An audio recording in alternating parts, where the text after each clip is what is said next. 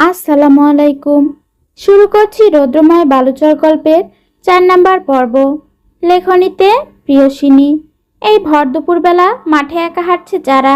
হঠাৎ কানে কারো গলা শুনে পা থেমে যায় তার। তাকে কেউ একজন ডাকছে, কিন্তু কে ডাকছে বুঝতে পারছে না সে।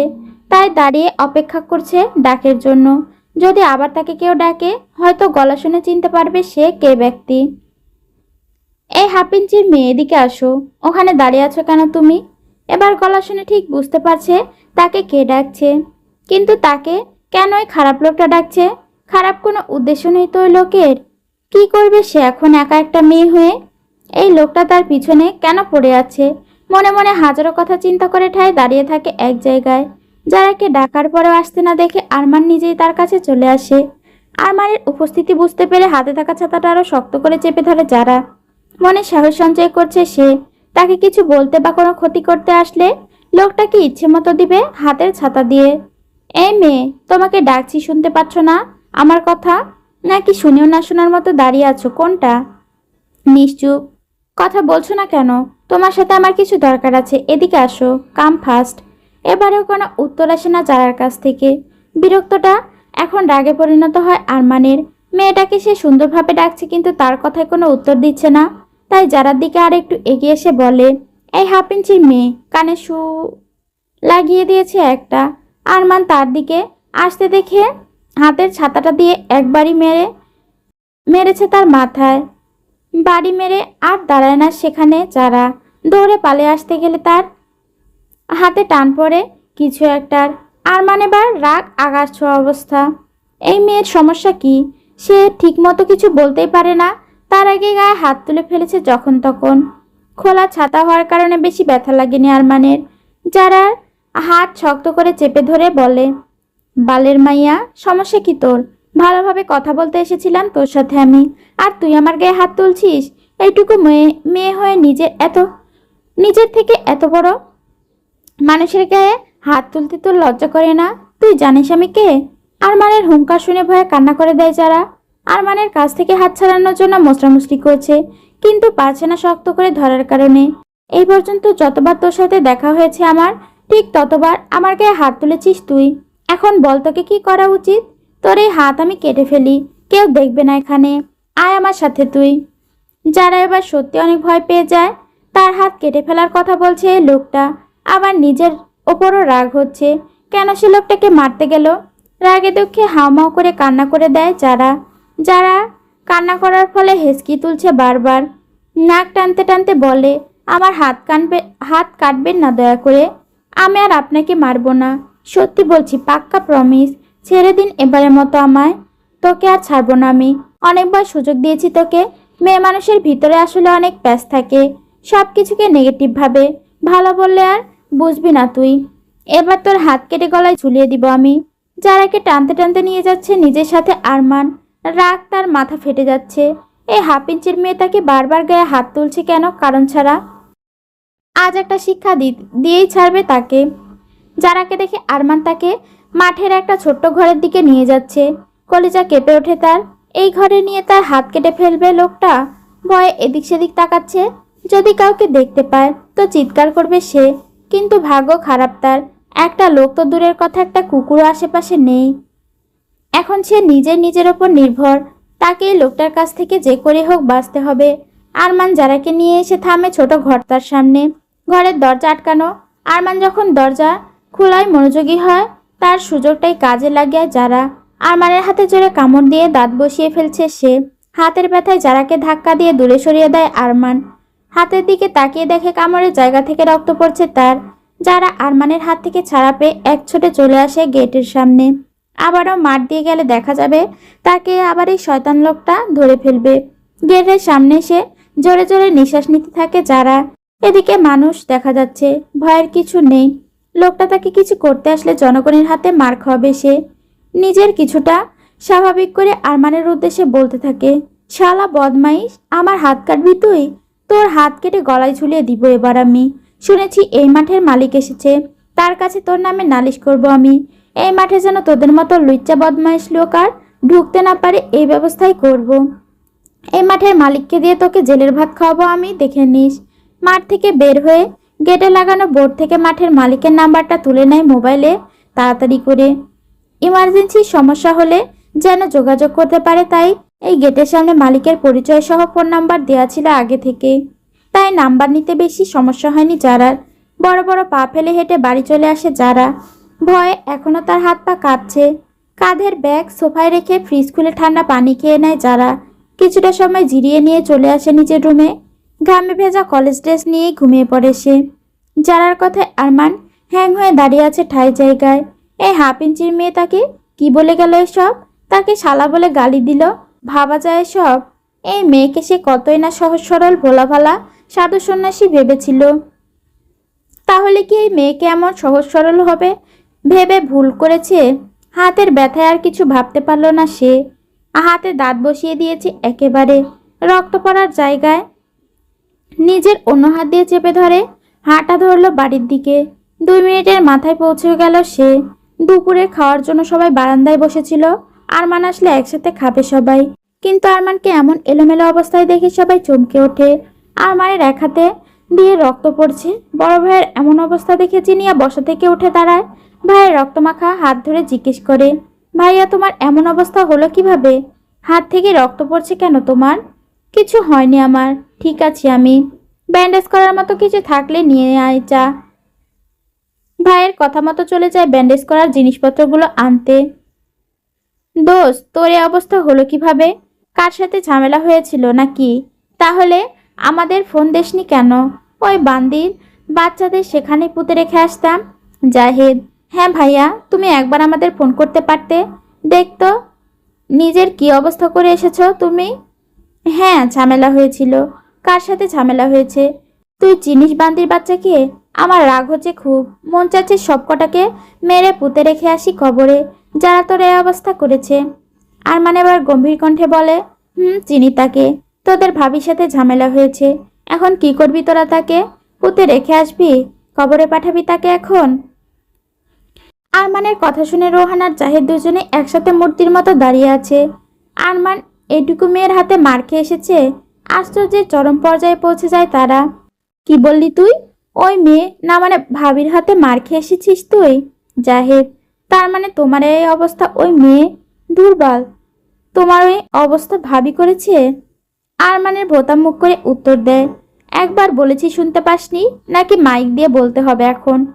রোহান আর জাহেদ আরমানের ভোতা মুখ থেকে হো হা করে হেসেই ফেলে। কি যে আনন্দ লাগছে তাদের, যে তাদের কথায় কথায় পেঁচ ধরে অপমান করে। সে মানুষও আজ একটা মেয়ের হাতে মার খেয়ে এসেছে। মানতে হবে আমাদের ভাবির পাওয়ার আছে। ঠিক মানুষকে আমাদের ভাবি বানিয়েছো তুমি। ভাবিকে ভাবি মানতে আর কোনো অসুবিধা নেই আমাদের। ধন্যবাদ ভাইয়া। রোহান: ঠিক বলছিস তুই। আমাদের আরমানকে একবারে নাকানি চুবানি খাইয়ে ছেড়েছে। একদম ঠিক মানুষ চয়েস করেছে সে। একেই বলে রতনে রতন চিনে। বলে আবারও হাসতে থাকে দুজন মিলে। তাদের কথার মাঝে এখানে এসে উপস্থিত হয় জিনিয়া। ওষুধ মলম আর একবারে নিয়ে চলে এসেছে। রোহান ও জাহিদ কেমন হাসতে দেখে জিজ্ঞেস করে, কি হয়েছে? তোমরা এমন হাসছো কেন? ভাই আর এই অবস্থা দেখে তোমাদের হাসি পাচ্ছে?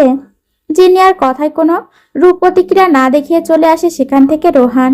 রোহানকে ভাবে চলে যেতে দেখে মনে মনে তীব্র ব্যথা অনুভব করে জিনিয়া। সে তো আজ নিজে থেকেই কথা বলতে চেয়েছে তার সাথে, তাহলে এমনভাবে চলে গেল কেন? বুক পিঞ্জরে চিনচিন ব্যথা নিয়ে ঠোঁটের কোণে মিথ্যা হাসি নিয়ে বড় ভাইকে হাতে মলম লাগিয়ে ব্যান্ডেজ করে দেয় জিনিয়া। আজ 4 দিন হলো কেউ কারোর সাথে কথা বলে না, তাই তো জিনিয়া নিজে থেকে তার সাথে কথা বলার চেষ্টা করলো ছোট ধরে, কিন্তু কথার উত্তর না দিয়ে চলে গেল।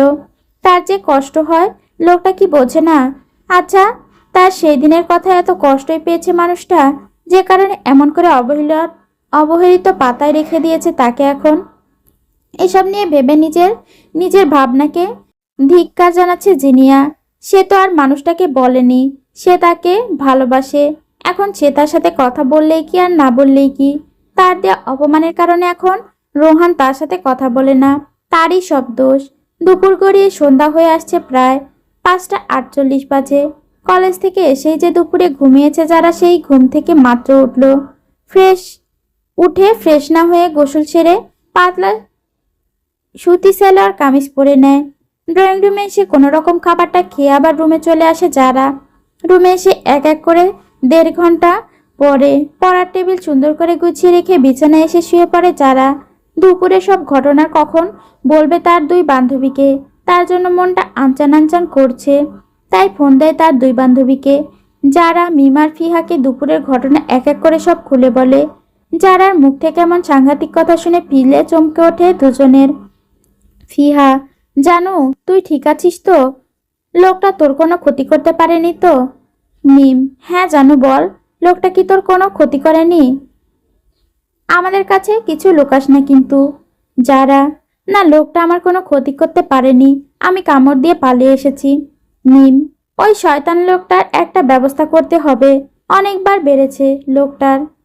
ফিহা, ভিনদেশি হয়ে আমাদের গ্রামে বদমাইশি করতে এসেছে, এটাকে একটা শিক্ষা দিতেই হবে। যারা, আমি মাঠের মালিকের ফোন নাম্বার নিয়ে এসেছি, ভাবছি এই ঘটনাটা জানিয়ে রাখবো একবার। মিম, শুনেছি বড় মাঠের মালিক নাকি এখানে এসেছে, ব্যাপারটা জানিয়ে রাখলে মন্দ হয় না। ফিহা, আচ্ছা জানু, তুই তাহলে ফোন করে কথা বলে দেখ কি বলে। কথা বলে আমাদের আবার জানাতে ভুলিস না কিন্তু। রাখছি এখন, আল্লাহ হাফেজ। যারা মোবাইল হাতে নিয়ে বসে আছে, ফোন করার সাহস পাচ্ছে না। এত বড় মাপের মানুষ কি তার ফোন ধরবে? ফোন দিবে দিবে করেও দিচ্ছে না সে, কিন্তু বিষয়টা জানানো খুব দরকার। তাই মোবাইলটা নিয়ে এবার সাহস করে কল ঢুকিয়ে ফেলে যারা। রিং হচ্ছে, এখনো কলটা ধরলেই হয়, কিন্তু কেউ ফোনটা তুলছে না। কয়েকবার দেওয়ার পর শুধু রিং হতে হতে কেটে যাচ্ছে বারবার। এবার বিরক্ত লাগছে যারার। এতবার ফোন দিল, একবার ধরলে কি ক্ষতি হয়? কলটা রিসিভ করলে কি তার যাতে যাবে নাকি? মানলো তারা বড়লোক মানুষ, তাই বলে ফোনও ধরবে না। আর একবার ফোন দিবে, যদি ধরে তো ভালো, তা নয়তো আর ফোন দিবে না সে। মনে মনে কথাগুলো ভেবে আবারও কল দিল। অনেকক্ষণ যাবৎ মোবাইল বাজতে দেখে বিরক্ত কপাল কুঁচকে যায় আরমানের। ফোনটা হাতে নিয়ে দেখে একটা আননোন নাম্বার থেকে কল আসছে। আননোন নাম্বার দেখে আর কল ব্যাক করলো না। হাত থেকে মোবাইলটা রাখতে যাবে এমন সময় আবারও কল বেজে ওঠে। ধরবে না করেও কি মনে করে যেন কলটা রিসিভ করে মোবাইলটা কানে ধরে আরমান। মোবাইল কানে ধরতে ওপাশ থেকে মধুর কণ্ঠে ভেসে আসে মিষ্টি একটা সালাম, আসসালামু আলাইকুম। সালামটা শুনে অদ্ভুত এক প্রশান্তি বয়ে যায় আরমানের মনে। কি মিষ্টি কণ্ঠ মেয়েটার, কিন্তু মেয়েটার কণ্ঠটা খুব চেনা চেনা ঠেকছে তার কাছে। মেয়েটা কে? কেন তাকে হঠাৎ করে ফোন করলো? সে কি এই মেয়েটাকে চিনে? মনের সংশয় দূর করতে আরমান সালামের উত্তর দিয়ে জিজ্ঞেস করে, ওয়ালাইকুম আসসালাম, কে বলছেন? ফোনে থাকা ব্যক্তির কাছ থেকে উত্তর পেয়ে মন শক্ত হয় যারার। সে তো ভেবেছিল তার ফোন ধরবে না অচেনা নাম্বার দেখে। নিজের মনে মনে কথা সাজিয়ে নিচ্ছে বলার জন্য, আমি চিনে ফেললো ফোনে থাকা রমণীটাকে। তার 1/2 ইঞ্চির মেয়ে তাকে ফোন করেছে, কিন্তু কেন সে তাকে চিনে ফোন করেছে? নাকি না চিনে তার ফোন নাম্বার পেল কোথায়? পরক্ষণে মনে পড়ে দুপুরের ঘটনাগুলো। তখন তাকে তার 1/2 ইঞ্চির মেয়ে থ্রেড দিয়ে গেছে মাঠের মালিকের কাছে নালিশ করবে। কিন্তু বোকা নারী, সে তো জানেই না সে ঠিক কাকে ফোন দিয়েছে নালিশ করার জন্য। যে ঘরে ঢুকে চুরি করেছে, আবার সেই ঘরের মালিকের কাছে নালিশ করছে বোকা নারী। তাকে না চেনার ভান করে নিজে নরম গলায় আরো একটু শক্ত করে আরমান শুধরালো, আমি বলতে কি চিনতে পারবো নাকি পরিচয় দিতে হবে? লোকটার গলা স্বর হঠাৎ করে এমন শক্ত হয়ে যায়, কিছুটা আশ্চর্য হলো যারা। হয়তো অপরিচিত বলে বিরক্ত হচ্ছে, এটাই স্বাভাবিক। যারা নিজের নরম কণ্ঠে বলে, আমি যারা একটু আপনার সাথে কথা বলার দরকার ছিল। কি নাম বলেন? শুনতে পাইনি, আবার বলেন। যারা এবার তার পুরো নামটাই বলে লোকটাকে, মানজারা। নামটা শুনে আরমান কি মনে করে যেন মুচকি হাসলো। এই একটা নাম জানার জন্য 1/2 ইঞ্চির মেয়ের হাত থেকে কত মারটাই না খেলো, ভাবা যায় এসব। তাই সেও নামটা ভালোভাবে শুনেও না শোনার মতো করে বলে, কি বললেন? জানেমান? যারা এবার প্রচুর বিরক্ত লাগছে। লোকটা কি কানে শুনে না? মন চাইছে গিয়ে লোকটার কান ফাটিয়ে দিতে। সে তার নাম সুন্দরভাবে বলছে আর লোকটা উল্টোপাল্টা শুনছে, কিন্তু রাগ দেখাতে পারবে না, না হলে তার কাজটাই হবে না। না, মানজারা। মানজারা আমার নাম। ও আচ্ছা, মানজারা আপনার নাম। তো কি জন্য আমাকে কল করেছেন? নাম্বার কোথায় পেলেন আমার? ওই ওই একে খান এর বড় গেট থেকে নিয়েছি আপনার ফোন নাম্বার। বুঝতে পেরেছি। এখন আপনি কি জন্য কল করেছেন সেটাই বলুন। অনুমতি পেয়ে যারা তার মনের সব কথা খুলে বলতে থাকে এক এক করে আরমানের কাছে।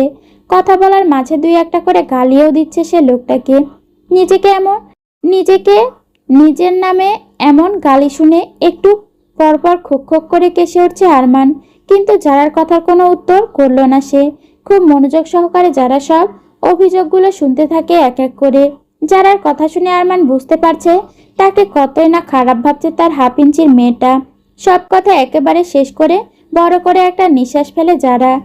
আমি কি বলতে চাচ্ছি আপনি বুঝতে পারছেন তো? নিজের সাথে ঘটে যাওয়া ঘটনার সে কি বুঝবে? যার জমি তাকে ধরেই মারছে মেয়েটা, আবার তাকে নালিশ করছে। যারার কথা বুঝেও না বোঝার মতো করে বলে আরমান, ফোনে কথা বলে আপনার কথা আমি ভালোভাবে ঠিক বুঝতে পারছি না। কাল একবার একে খানের মাঠের একতলা বাড়িটায় এসে দেখা করে যাবেন। আমি আপাতত এখানে আছি। সময় নিয়ে আপনার সব কথাই শুনবো আমি। এখন রাখছি, আল্লাহ হাফেজ। বলেই কলটা কেটে দিল আরমান। বোকাচারা ভাবছে হয়তো তার কথা সত্যি লোকটা বুঝতে পারেনি, তাই তো তাকে বলছে দেখা করতে, সব কথা বুঝিয়ে বলতে। যারা আবার ফোন দিল মিমার ফিহাকে। কল রিসিভ হতে ফিহা জিজ্ঞেস করে, জানু কথা হয়েছে লোকটার সাথে? কি বলছে তোকে? কোনো ব্যবস্থা নিবে জানিয়েছে কিছু? মিম, হ্যাঁ জানিয়েছে। মিম, হ্যাঁ জানু বল, কি কথা হয়েছে লোকটার সাথে? বলেছি একবার গিয়ে দেখে সব ঘটনা খুলে বলতে ওনাকে। তাই ভাবছি কাল কলেজ ছুটির পর একবার যাব, গিয়ে ভালো করে বুঝিয়ে বলে আসবো। মিম, এটাই ঠিক হবে। কাল কলেজ ছুটির পর তিনজন যাব একসাথে। ঠিক আছে, এখন ঘুমা জানুরা, আমার খুব ঘুম পেয়েছে। এই মেয়ে ঘুম ছাড়া কিছুই বোঝে না। সকাল 7টা বাজে। আজ যারা তাড়াতাড়ি ঘুম থেকে উঠে পড়ে, ফ্রেশ হয়ে কলেজে যাওয়ার জন্য একেবারে তৈরি হয়। ড্রয়িং রুমে আসে যারা। ড্রয়িং রুমে এসে দেখে রোহান মনমরা হয়ে বসে আছে। জোহানের মন খারাপ বুঝতে পেরে যারা তার কাছে এসে বসে। ভাইয়ের মাথায় হাত ফুলিয়ে দিয়ে বলে, কি হয়েছে মির্জাফর, এমন মন খারাপ করে বসে আছিস কেন? আম্মু বকেছে। হ্যাঁ, কিছু হলেই তো সব মায়ের দোষ। মা তো তোদের সারাদিন শুধু বকে, তোরা তো কিছুই করিস না। এই সাত সকালে মাকে রেগে থাকতে দেখে তার মনে হচ্ছে কিছু একটা হয়েছে। জোহান কিছু করলো না তো আবার? আম্মু কি হয়েছে, এমন রেগে আছো কেন তুমি? আমার কি হয়েছে এটা জিজ্ঞেস না করে তোর গুণধর ভাইকে জিজ্ঞেস কর। স্কুলে গিয়ে কি করে এসেছে সে। তার ক্লাস টিচার কেন আমাকে ফোন করে বলবে ওর স্কুলে যেতে? যারা ভাইয়ের দিকে তাকিয়ে দেখে মাথা নিচু করে এখনো বসে আছে। জোহানকে ভালো করে জিজ্ঞেস করে এবার যারা, কি করেছিস মির্জাফর তুই? আম্মুকে কেন তোর স্কুলে ডেকেছে? জোহান হঠাৎ করে কান্না করে দেয়। কান্না মিশ্রিত কণ্ঠে বলতে থাকে, আমি কিছু করিনি বনু, বিশ্বাস কর আমি সত্যি কিছু করিনি। যে মেয়ে আমাকে কাল কালাচান বলেছে তার চুল ছিঁড়ে একটা দাঁত ভেঙে দিয়েছি শুধু। আর কিচ্ছু করিনি বনু, বিশ্বাস কর, এর থেকে বেশি কিছু করিনি বনু। ভাইয়ের কথা শুনে বোধশক্তি হারিয়ে ফেলেছে যারা। কি বললে বুঝতে পারছে না সে। কথা বলার ভাষা হারিয়ে ফেলছে যারা। চুল ছিঁড়া, দাঁত ভাঙা এসব তার কাছে এটুকু মনে হচ্ছে? মির্জাফর, তোর কাছে এসব কিছু কম মনে হচ্ছে? না তো, এগুলো বেশি ছিল না। ওই মেয়েকে আরো মার দেওয়া বাকি ছিল আমার, কিন্তু স্যার এসে আটকে দিয়েছে আমাকে। যারা এবার কিছু বলার মতো খুঁজে পেল না। এই ছেলের কাছে সব কম লাগছে, আবার বলছে তার দেয়া আরো বাকি ছিল মার। মার্জিয়া বেগম, দেখেছিস তুই গুণধর ভাইকে? দেখেছিস কি কাণ্ড? স্কুলে মারামারি করেছে, তা আবার গর্ব করে বলছে আমাদের সামনে। মেয়েটাকে এত মেরে এসেও বলছে মার দেওয়া আরো বাকি ছিল। যারা, আচ্ছা থাক আর কিছু বলো না, স্কুলে গিয়ে দেখো স্যার কি বলে। আর ওকে বলবে মেয়েটার কাছে ক্ষমা চাইতে। যারা জোহানের দিকে তাকিয়ে আবারও বলে, মেয়েটার কাছে ক্ষমা চাইবি স্কুলে গিয়ে, মনে থাকবে তোর? জোহান এবার রাগ দেখিয়ে বলে, আমি ক্ষমা চাইতে পারবো না। আমাকে ওই মেয়ে কালাচান বলার পর আমি তোমাদের বলিনি? তোমরা তো কেউ যাওনি আমার সাথে বিচার করতে ওই মেয়ের, তাই আমার বিচার আমি করে দিয়ে এসেছি। মার্জিয়া বেগম এবার মারাত্মকভাবে রেগে গেছেন ছেলের কথায়। এইটুকু ছেলে এখন গালিবাজি করতে দেখে ঘরের কোণে থেকে ঝাড়ুটা নিয়ে তেড়ে আসেন ছেলের দিকে। আজ এই ছেলেকে একটা উচিত শিক্ষা দিয়ে ছাড়বেন তিনি। মা মাকে ঝাড়ু হাতে তেড়ে আসতে দেখে তাড়াতাড়ি ছোট ভাইকে আগলে নেয় নিজের কাছে যারা। মাকে শান্ত হওয়ার জন্য বলে, আম্মু কি করছো এসব তুমি? ও ছোট না, বুঝে একটা ভুল করে ফেলেছে, তাই বলে তুমি ওকে মারবে? ও ছোট, ও যদি ছোটই হয় তাহলে এত বড় বড় কাজ করে কিভাবে? আর করবে না, ওকে মাফ করে দাও আম্মু প্লিজ। কি আর করবেন তিনি, রাগে ফুসফুস করতে করতে পা বাড়ালেন রান্নাঘরের দিকে। যারা ভাইকে বুঝিয়ে সুঝিয়ে ঘরে পাঠায় ফ্রেশ হয়ে স্কুলের জন্য রেডি হয়ে আসতে। একসাথে নাস্তা করে বের হবে তারা। নাস্তা করে কলেজের জন্য বাড়ি থেকে বেরিয়ে পড়ে যারা। তার মা জোহানকে নিয়ে তার স্কুলে চলে যায়। যারা আজকে বটগাছতলায় এসে দেখে তার দুই কলিজার বান্ধবী তার জন্য দাঁড়িয়ে আছে। আজকে আসতে তার অনেক লেট হয়ে গেছে, তাই দূরত্ব তাদের কাছে এসে এক থেকে ঘাটের দিকে এগিয়ে যায় দুজন একসাথে। নদী পার হয়ে একটা গাড়ি নিয়ে সোজা কলেজ গেটের সামনে এসে নামে তারা তিনজন। কলেজে আসতে আসতে বেল পড়ে যায়। তিনজন দূরত্ব পা চালিয়ে ক্লাসের দিকে চলে যায়। ক্লাসের রুমের সামনে এসে দাঁড়ায় তিনজন। ভেতরে ঢোকার জন্য পারমিশন নেওয়ার জন্য ফিহা বলে, may I coming sir? Sir দরজার দিকে তাকিয়ে দেখে তিনজন মেয়ে দাঁড়িয়ে আছে। স্যার একবার তাদের দিকে তাকিয়ে বলে, স্যার একবার তাদের তিনজনের দিকে তাকিয়ে তার হাতের দিকে ঘড়ির দিকে একবার তাকায়। ঘড়িতে সময় দেখে তাদের দিকে তাকিয়ে বলে, তোমরা এখন ক্লাসে আসতে পারবে না। তোমরা তিনজন ঠিক 30 মিনিট লেট করে এসেছো। যাও ক্লাসের সামনে কান ধরে দাঁড়িয়ে থাকবে ক্লাস শেষ হওয়ার আগ পর্যন্ত। কান ধরে দাঁড়িয়ে থাকতে হবে শুনে ফিহার মিম যারার দিকে কটমট দৃষ্টিতে তাকায়। যারার জন্য আজকে তাদের কান ধরে দাঁড়িয়ে থাকতে হবে কলেজে। তাদের দুইটাকে কটমট দৃষ্টিতে তাকিয়ে থাকতে দেখে যারা একটা ক্যাবলার মতো হাসি দিয়ে বলে, এভাবে তাকাস না প্লিজ তোরা। দেখ আমিও তো তোদের জন্য কান ধরে দাঁড়িয়ে আছি। তারা তিনজন কান ধরে দরজার বাইরে হাসাহাসি করছে নির্লজ্জের মতো। তাদের হাসির শব্দ স্যারের কান পর্যন্ত পৌঁছে যায়। স্যার ক্লাস থেকে বের হয়ে এসে তাদের তিনজনের সামনে দাঁড়ায়। স্যারকে তাদের সামনে দাঁড়িয়ে থাকতে দেখে ভদ্র মেয়ের মতো চুপ করে দাঁড়িয়ে থাকে তারা তিনজন, যেন ভাজা মাছটা উল্টে খেতে পারে না তারা। তিনজনের এমন ভাব। কি সমস্যা তোমাদের? কান ধরে দাঁড়িয়ে এমন নির্লজ্জের মতো হাসছো কেন? স্যার হাসলে কি নির্লজ্জ হয়ে যায় না? নির্লজ্জ হওয়ার জন্য আর কত রকম কাজ আছে। আবার মুখে মুখে তর্ক করছো কেন মেয়ে তুমি? সোজা প্রিন্সিপালের কাছে পাঠিয়ে দিব। মিমা যারা অগ্নিদৃষ্টিতে তাকায়, চোখ দিয়ে তাকে খেয়ে ফেলবে এমন ভাব। তাদের চাহনি দেখে ফিহা ফাঁকা ঢোক গিলে, সরি স্যার, আর হবে না। আজ আর তারা তিনজন ক্লাস করেনি। মন ভেঙে গেছে তাদের কান ধরার কারণে। তাই পুরোটা সময় তারা কলেজের ক্যান্টিনে বসে কাটিয়েছে, আড্ডা দিয়েছে। কলেজ ছুটি হলে তারা তিনজন ব্রয়লার মুরগির মতো ঝিমাতে ঝিমাতে বের হয়ে আসে। গেট পার হয়ে গাড়ি নিয়ে ঘাটে চলে আসে। নৌকা পার হয়ে এসে দাঁড়ায় এখানে গেটের সামনে। তাদের উদ্দেশ্য এখন মাঠের মালিকের সাথে কথা বলতে হবে। তিনজন একসাথে গেটের ভেতর ঢুকতে হাঁটা ধরে মাঠের একতলা বাড়ির দিকে। জাহেদ, রোহান আর জেরিন বারান্দায় বসে একসাথে আড্ডা দিচ্ছিল। তাদের তিনজনকে আসতে দেখে জাহেদ বলে, রোহান ভাইয়া দেখো কারা আসছে এদিকে। কে আসছে একবার তাকিয়ে দেখো না তুমি। যারা মিমার ফিহাদের একসাথে এখানে দেখে অবাক হয় রোহান। তারা এখানে কি করতে এসেছে? আবার আরমানকে মারতে আসেনি তো তিনজন মিলে? এ কি দেখছি আমি, আজ আবার তিনজন একসাথে আসছে আরমানকে মারতে। আসতে দাও একবার দেখি কি করতে আসছে ওরা। যারা মিম ফিহা তিনজন বাড়ির কাছে আসতেই কেউ একজন এসে যারাকে জাপটে ধরে। সাদা পরি বলে। যারা মেয়েটার দিকে তাকিয়ে দেখে এই মেয়েটার সাথে গত বৃহস্পতিবার দেখা হয়েছে তার সাথে গেটের সামনে। মেয়েটার নাম জেরিন, কিন্তু এখনো কি করছে এখানে? ওই দিন তো বললো তারা ঘুরতে এসেছে এখানে। সাদা পরি, তুমি এখানে কি করছো? আরে বুলবুলি পাখি, তুমি এখানে কি করছো? আমি এখানে ভাইয়াদের সাথে ঘুরতে এসেছি কিছুদিনের জন্য। মেয়েটা যারা কেমন জাপটে ধরে থাকতে দেখে ফিহা যারাকে জিজ্ঞেস করে, এই যারা, তুই মেয়েকে চিনিস? চিনি। ফিহার কথার উত্তর দিয়ে আবার জেরিনকে জিজ্ঞেস করে যারা, তা তোমার ভাইয়ারা কোথায়? তোমরা কি এই বাড়িতেই থাকো? এখানেই থাকি। তার মানে তুমি এই মাঠের মালিক পক্ষ? তাদের কথার মাঝে সেখানে উপস্থিত হয় রোহান আর জাহেদ।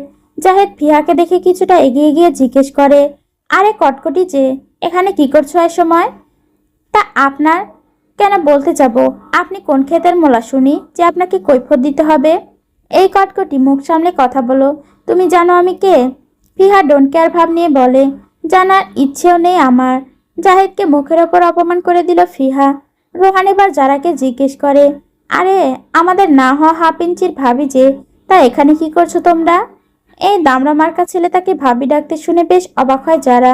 তাকে চিনেও না জানেও না, হুট করে এসে ভাবি ডাকছে, আবার তাকে হাফ ইঞ্চির মেয়েও বলছে। এই নামে তো ওই শয়তান লোকটাকে ডাকে। ভাইয়া, আপনি আমাকে ভাবি বলে ডাকছেন কেন? রোহান এবার ফেঁসে গেছে। কি বলবে সে এখন? মুখে ঠেলায় তো বলে ফেলেছে ভাবি, এখন কিভাবে সামাল দিবে সে? তাই আমতা করে বলে, ও ও ওই ভুল করে মুখ থেকে বের হয়ে গেছে। তা এখানে কি করছো তোমরা? যারাকে কথা বলার সুযোগ না দিয়ে মিমে গিয়ে এসে বলে, ওই কাল একটা সমস্যা হয়েছে এই মাঠের ভাইয়া। একজন শয়তান লোক আমার জানুকে এই মাঠে বিরক্ত করেছে, তার হাত কেটে ফেলবে বলেছে লোকটা, তাই এসেছি এখানে। এবার মিমকে থামিয়ে দিয়ে যারা বলতে শুরু করে, আমি কাল রাতে এখানকার বড় মালিককে ফোন দিয়েছি।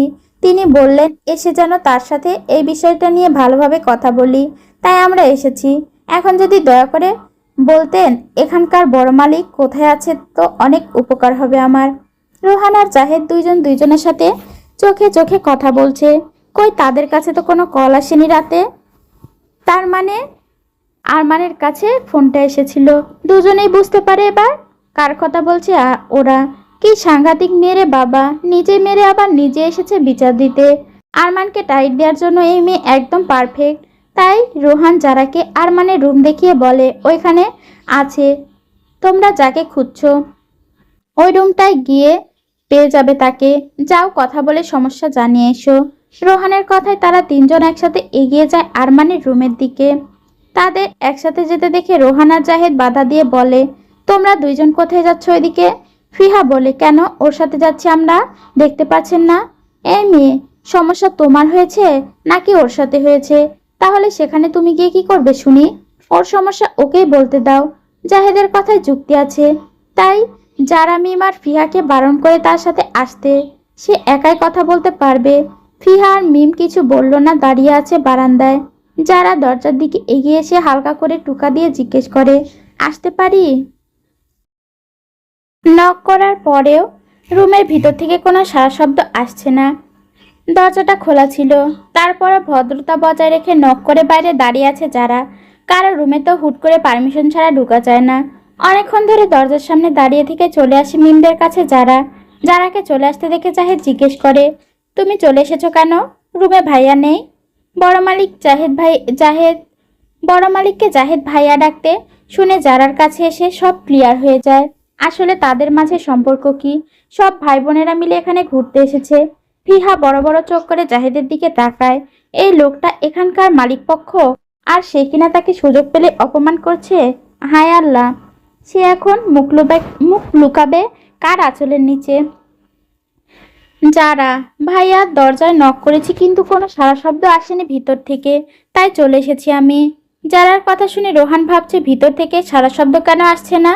ভেতরে তো আরমান আছে, তাহলে নাকি শাওয়ার নিতে ওয়াশরুমে ঢুকেছে? হতেও পারে। দরজা খোলা থাকলে ভেতরে বসে অপেক্ষা করে যাও, হয়তো ওয়াশরুমে আছে। রোহানের কথা মতো আচ্ছা ভাইয়া বলে চলে আসে আরমানের রুমের দিকে যারা। রুমে প্রবেশ করে একবার চারপাশে ভালো করে পর্যবেক্ষণ করে নেয় যারা। এই মাঠ দিয়ে যাতায়াত করলেও এখানে কখনো আসা হয়নি তার, তাই তার ধারণা নেই ভিতরটা কেমন হবে। রুমের ভিতর ঢুকে দরজাটা একটু চাপিয়ে দিয়ে এসে বিছানায় বসে।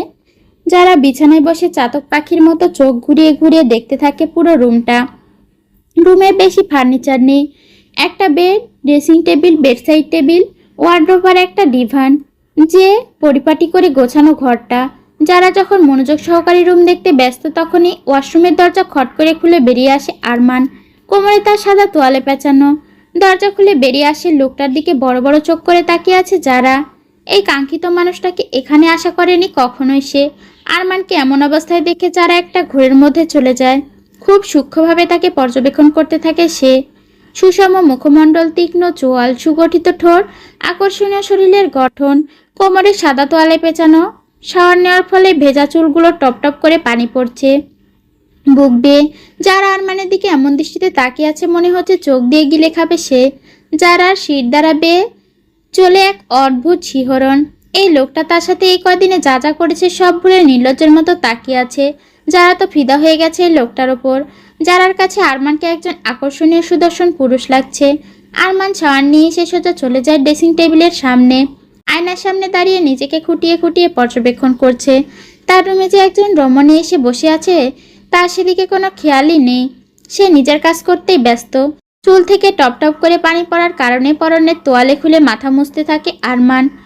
ও আল্লাহ গো! ঠাস করে অজ্ঞান হয়ে পড়ে যায় যারা। কারো চিৎকার শুনে হকচকিয়ে উঠে আরমান। হাতে থাকা তোয়ালেটা কোমরে ভালোভাবে পেঁচিয়ে নেয় তাড়াতাড়ি। পেছনে ঘুরে দেখে সাদা কলেজ ড্রেস পরা এক রমণী জ্ঞান হারিয়ে পড়ে আছে মেঝেতে। রমণীর দিকে আরেকটু এগিয়ে এসে দেখে এটা তার হাফ ইঞ্চির মেয়ে। অবাক হয়েছে অনেক আরমান।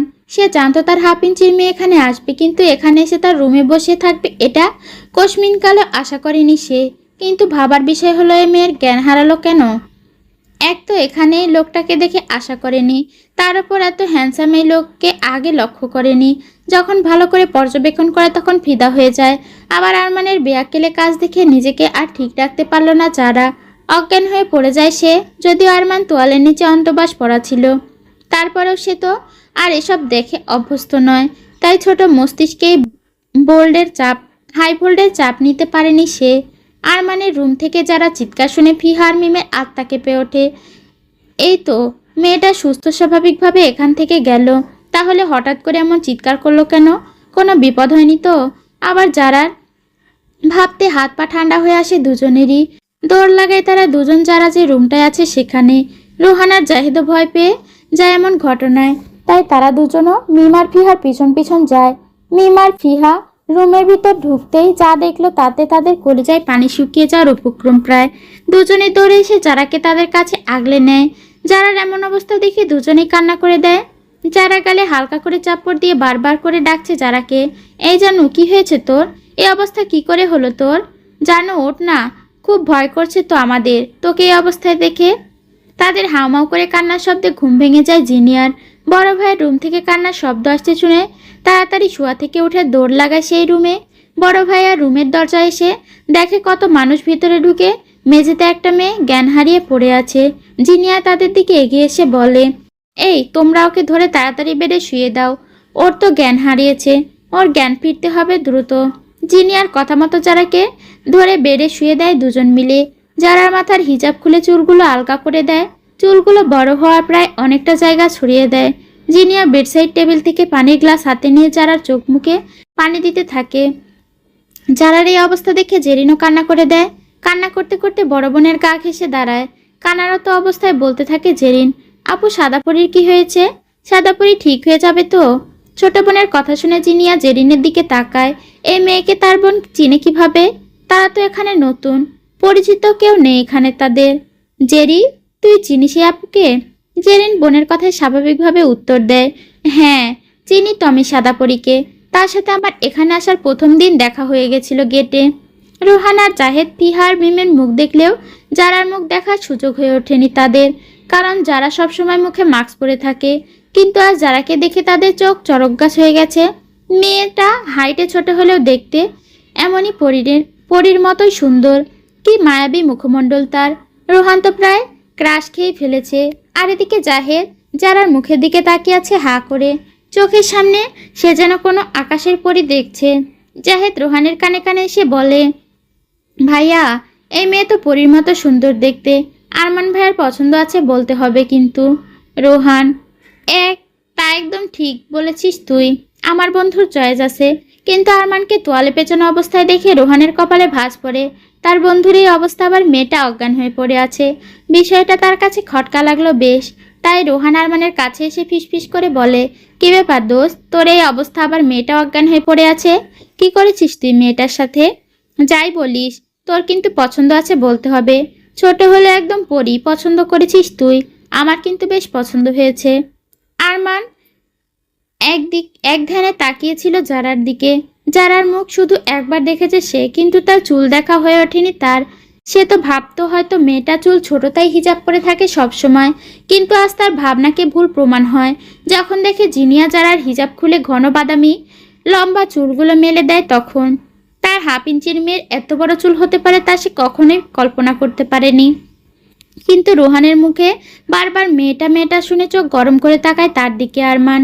আবার তার না হওয়া বউকে তারই সামনে বলছে পছন্দ হয়েছে রোহানের। মাথায় আগুন জ্বলে ওঠে আরমানের। এত মানুষ এখানে না থাকলেও হয়তো আজকে তার মেন জিনিসটাই ফাটিয়ে ফেলতো আরমান। রাগ নিয়ে দাঁতে দাঁত চেপে বলে, তোকে আর কতবার বলতে হবে ওই মেয়ে না ডাকতে? মাঞ্জারাকে ভাবি বলে ডাকবি শালা। আবার বলছিস পছন্দ হয়েছে তোর? ওর দিকে তাকালে চোখ তুলে এনে ডাস্টবিনে ফেলে দেব আমি। Mind it. আরমানের থ্রেট শুনে শুকনো ঢোক গিলে রোহান। সঠিক মানুষের সামনে ভুল কথা বলে ফেলেছে সে। আরমানের ভয়ে মিনমিন সুরে বলল, আমি ভুল বলে ফেলেছি, সরি দোস্ত। আমি কেন ওর দিকে না মানে ভাবির দিকে নজর দিতে যাব? আমার জন্য তো তোর বোন আছে, তাই না? আরমান ফাঁকি সরি আরমান ফাঁকি সরি তোর কাছেই রাখশালা। এইবার লাস্ট, পরের বার আর সুযোগ দিব না আমি। মিমার ফিহা যারাকে নিয়ে এতই ব্যস্ত হয়ে পড়ে যে রুমে আর কে কে আছে তা খেয়াল করেনি তারা। ফিহার হঠাৎ চোখ পড়ে আরমানের ওপর। এই লোকটাকে এখানে দেখে বেশ অবাক হয়। তার মানে এই জানুর এই অবস্থার জন্য এই লোকটাই দায়ী। আরমানকে এবার ফিহা শাসিয়ে বলে, এই শয়তান লোকটা এখানে কি করছে? এই লোকটার জন্যই আমার জানুর এই অবস্থা। লোকটার নামে আমি তো নালিশ করতে এসেছি ওনাকে। এক্ষুনি ঘর থেকে বের করে দিন। ফিহার কথায় জিনিয়া কিছুটা বুঝতে পারছে না। সব কথা তার মাথার উপর দিয়ে যাচ্ছে। এই মেয়েটার এমন অবস্থার জন্য তার ভাই দায়ী? এটা কিভাবে সম্ভব? তারা তো তাদের চিনেই না, কখনো দেখেওনি বলে মনে হচ্ছে না। এই মেয়ে, এসব কি বলছো তুমি? মাথা ঠিক আছে? ওর এমন অবস্থার জন্য আমার ভাইয়া কেন দায়ী হতে যাবে? আজব। জিনিয়ার মুখে ভাইয়া ডাক শুনে টাসকি খেয়ে যায় ফিহার মিম। আজকে মনে হয় তাদের টাসকি দিবস পালন করছে। একের পর এক টাসকি খেয়ে যাচ্ছে তারা এখানে। অবাক হয়ে মিম বলে, কি বললে আপু তুমি? এই লোকটা তোমার ভাই? জিনিয়া, হ্যাঁ উনি আমাদের বড় ভাইয়া আরমান খান। এই তিনজন এক এক করে টাসি খেতে দেখছে। তিনজন মানব নীরবে দর্শকের মতো। আরমান এখনো তোয়ালে পেঁচানো অবস্থায় দাঁড়িয়ে আছে। তার সাথে রোহান আর জাহেদও। তাদের সংশয় দূর করতে জাহেদ এগিয়ে এসে বলে, যাকে খারাপ লোক ভেবে তোমরা যার কাছে নালিশ করতে এসেছো তারা দুজনে এক।